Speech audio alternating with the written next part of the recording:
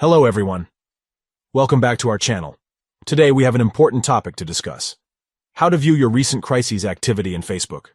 By staying informed and connected, we can effectively respond to crises and support our communities. So, let's dive into the full guide. Step 1. If you haven't already, head to the Play Store and search for Facebook in the search bar.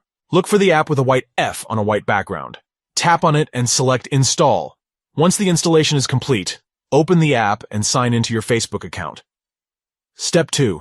After signing in, you'll notice 3 stacked lines in the top right corner of the screen. Tap on those lines to access the menu. Step 3. Within the menu, tap on Crises Response from the shortcut menu. Step 4. By tapping on Crises Response, you'll be able to view recent crises activities that have occurred nearby. Step 5. To view your own recent crises activity, tap on Your Activity.